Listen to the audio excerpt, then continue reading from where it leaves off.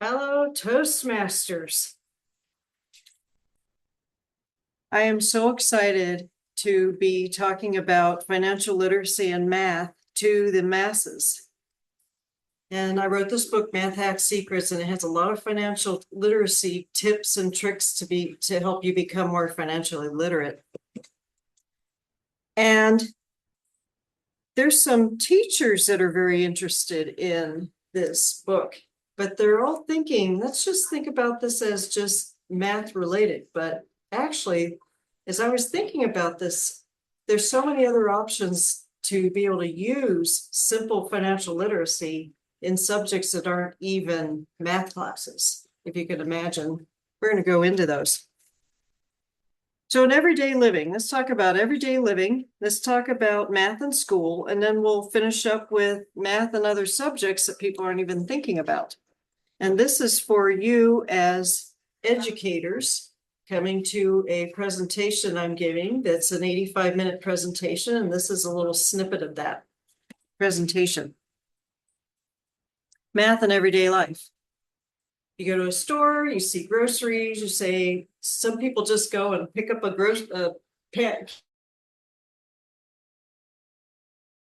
can of green beans or some lettuce or whatever. They're really saying, is that the best deal? They're not looking at the prices. They're just saying, I need this, so this is what I'm going to do.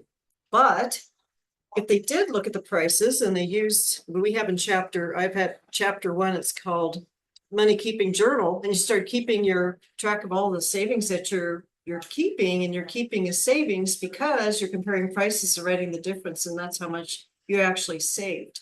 When you add all of that up and you deposit it into your savings account, and then from there, the money can go to an emergency fund. It can go to paying for things that you didn't think you'd ever have, like maybe a little vacation or time away. There's so much that you can do, and it all adds up every day.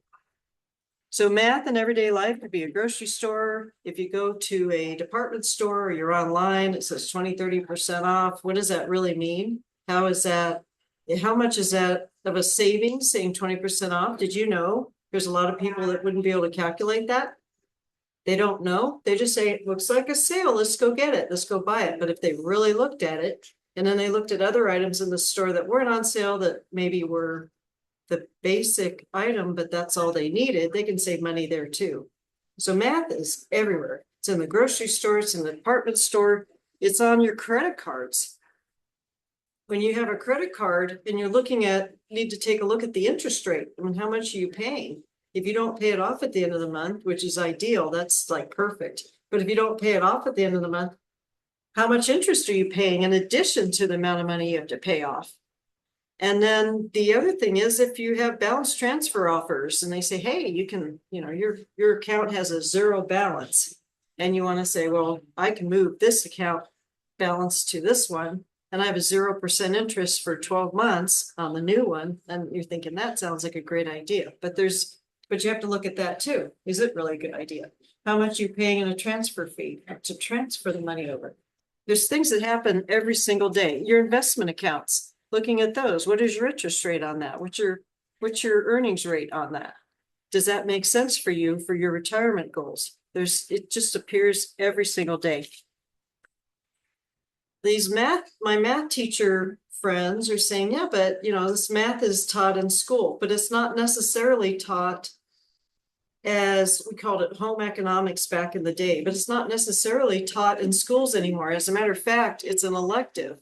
So if you're going college bound, algebra 1, algebra 2, geometry, trig, and you go that route, you may not be taking financial literacy classes because it's an elective and it's something that you take if you're not going to college, which is crazy. It needs to be for everybody, not just people that aren't going to college, because even the college students are. So I have a story.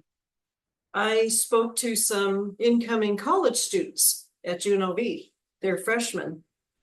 And I had my slides and I was giving a presentation on all the things to think about as a college student and ways to save money. And they were just amazed. You would usually think that these 18-year-olds would be doing this, right? They weren't. Phone aside and they're like this. Because they hadn't been taught these things I was talking about, especially like credit cards and other things. How to manage credit card debt, that type of thing. So the part that I want to talk about also is the other subjects that you can take math and approve, like art and music and PE and health and theater. You wouldn't think that that would be something that you could use, that the teachers could actually use for math. For example, music, concert budget and ticket sales math. How much is it going to cost for us to put a concert together? How much are the ticket sales? Are we going to be able to do this? That's something that they could do, and it'd be very helpful in their lives in the future. They go into theater, music, art auction simulation. They could come up with okay, we're going to do an art auction. We're going to figure out how much money we can make on these different art projects, and they'll actually make the art projects and put them up for auction. There's so many things, and they can see the money coming in, and they can see the value of their product. Theater production budgets, math and morning meetings, lemonade stand challenge, where students run simple businesses and they have to figure out how much money they're going to make and what their products cost and work through that. There's so many things that you can do.